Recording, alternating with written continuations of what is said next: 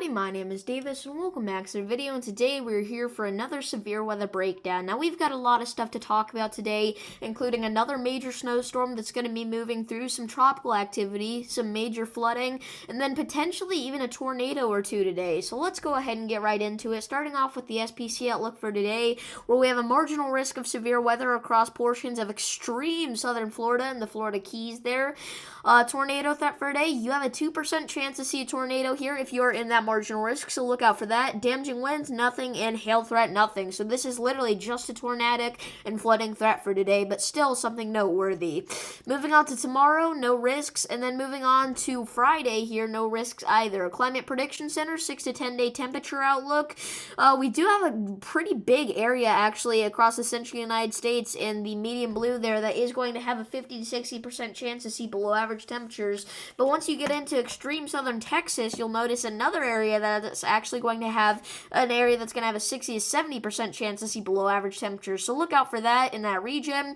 And then we have an area on the west coast that's going to have a 60 to 70% chance to see above average temperatures in the red. 6 to 10 day precipitation outlook here, we're going to have an area in the northeastern United States that's going to have a 50 to 60% chance to see above average precipitation in the darkest shade of green there, so look out for that. And then across much of the western U.S., drought conditions likely, as we have a big area that's going to have a 40 to 50% chance to see below average below average precipitation, so look out for that. 8 to 14 day outlooks, 8 to 14 day temperature outlook, we are going to have an area in the Ohio Valley that's going to have a 60 to 70% chance to see below average temperatures from the 23rd to the 29th, so look out for that. And then we're going to still have an area on the west coast that's going to have a 50 to 60% chance to see above average temperatures, so look out for that. 8 to 14 day precipitation outlook, nothing major at all. Watches, warnings, and advisories. We have many flood-related watches, warnings, and advisories in effect here in southeast Florida, but we're going to break the flooding down more in a minute. These tannish colors here, those are actually going to be your special weather statements, particularly for fire danger, okay? We have a huge area across portions of the Ohio and Tennessee Valley that are going to have an area that's going to have an elevated fire danger day, okay? So you got to look out for that in West Virginia, Kentucky, Tennessee, Indiana, Ohio, Pennsylvania, Maryland. All right, that whole area needs to be looking out. Wind advisories in effect here for portions of the Dakotas and the Iowa-Minnesota border. And then in the purple, those are going to be winter weather advisories, all right? That's going to be your areas where we could see some significant snowfall totals over the next 24 hours, but we're going to break that down more later. Dark brown, high wind watches. Look out especially in southeast Wyoming and east central Wyoming for some high winds possible. And then dense fog advisories in effect for West Texas and southeast New Mexico. Alright, excessive rainfall outlook.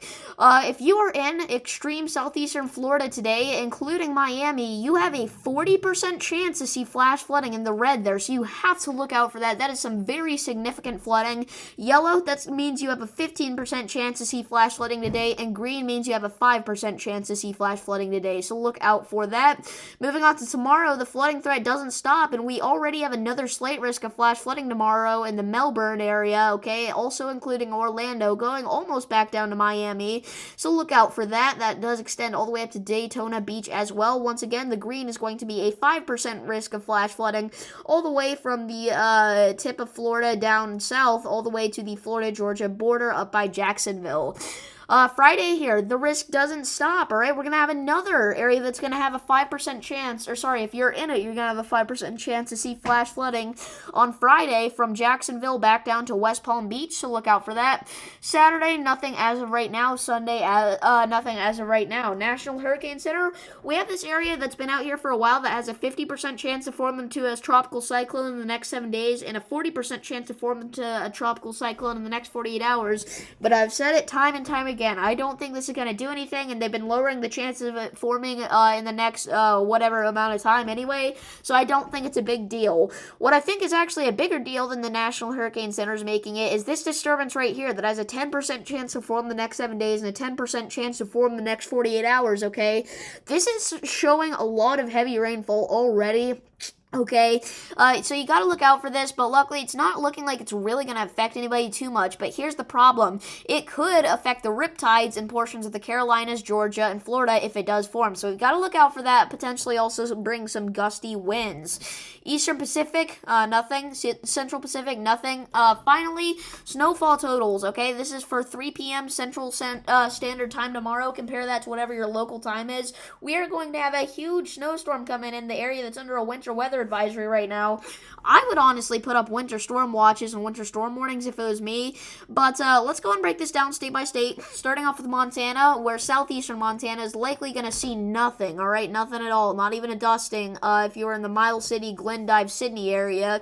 But once you get into central Montana, that's whenever you could see a dusting of snow upwards of an inch or more, so look out for that. You get into northeastern Montana, okay, and that's where you get to see your heavier snow totals around 1 to 2 inches. There are several 1.5-inch readings in this area or more. Okay, so look out for that. Then you get into southwestern Montana here, where you could also get a couple inches of snow, maybe even more if you're in the mountains around the St. Joseph Peak, the Sweeney Peak, the St. Mary Peak. Okay, so look out for that. And then we have northwestern Montana, which is where the main part of this snowstorm is going to hit. Those extreme dark blues are serious heavy totals. Okay, that 3.2-inch reading is not accurate. Let me try to find a good one here real quick. Man, I really wish I could. That's kind of annoying. Now nobody's going to believe me that there's a huge snowstorm coming in. Come on. What are you doing to me, AccuWeather? Okay, anyway, nobody believes me at this point, but there is going to be a significant snowfall total amount here if you are in northwest Montana, especially in the mountains, okay? That's where we're getting our readings that are, or our areas that are honestly kind of approaching the 8 to 9, maybe even isolated areas up to 10 inches of snow mark, okay? Again, I'm so annoyed that I can't get a good reading, but just trust me on that. Idaho here, okay, southeast Idaho, could get a little bit of snow around the Idaho Falls region, maybe a dusting. Northeast Idaho here in the Big Bend area could see a few inches of snow, so look out for that. And then the panhandle of Idaho could get an inch or two of snow, so look out for that. Washington, northeast Washington could get a dusting of snow upwards of 1/2 inch around the Spokane area, and then same thing for northwestern Washington, okay? Maybe northeastern Washington could get up to like an inch if you're in extreme northeast Washington.